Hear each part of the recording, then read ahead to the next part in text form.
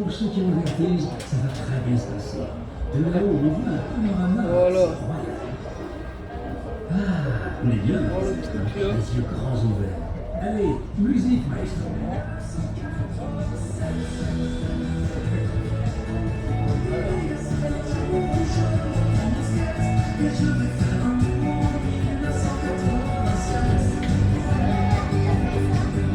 Ah, j'adore cette chanson, j'adore l'année 1987. C'est l'année d'ouverture du Futuroscope. Regardez-moi ça. Quand on y pense ici, il y a presque 40 ans, il n'y avait rien, absolument rien. Une grande plaine balayée par les vents. Autant dire que les vacanciers qui passaient sur l'autoroute filaient directement vers les plages sans s'arrêter.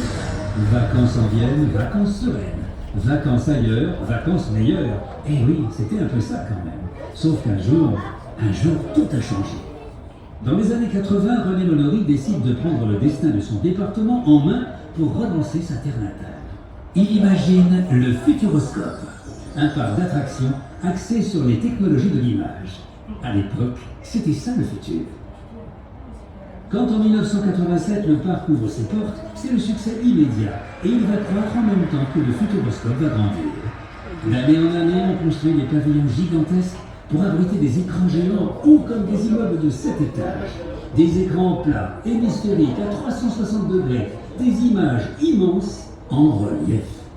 Et puis badaboum, les années 2000 sonnent et le Futuroscope souffre un peu.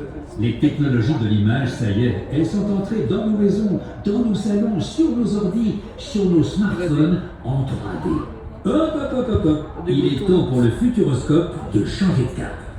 Les grandes images, on en garde, mais en plus on veut des expériences plus fun, des attractions pour rigoler et vivre des choses nouvelles.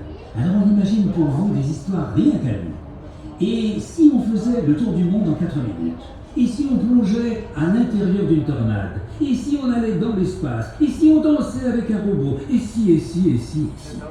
Une fois qu'on a trouvé des histoires, on parcourt le monde à la recherche d'innovations technologiques, les plus à même de vous faire vivre des expériences spectaculaires.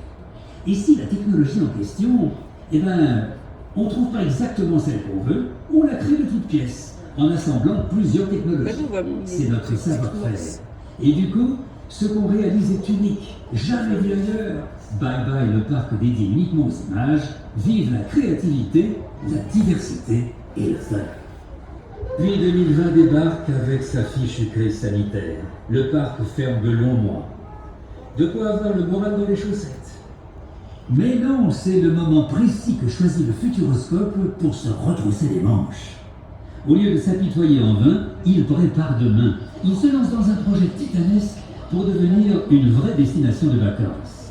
À ses portes, la construction de 2 hôtels thématiques, d'une grande esplanade et d'un parc aquatique unique au monde. Tout ça à proximité d'une grande salle de spectacle et d'un centre de vol en chute libre sur une étendue de 13 hectares. Le plus gros projet de la Nouvelle-Aquitaine. Le Futuroscope construit son avenir autour du parc et aussi à l'intérieur, parce qu'on ouvre une attraction majeure tous les 2 ans. Entre-temps, pour que votre plaisir reste intact, on continue à renouveler les autres. Oh, nous redescendons lentement. Profitez de ces derniers moments pour voir le Futuroscope de plus haut. À bientôt!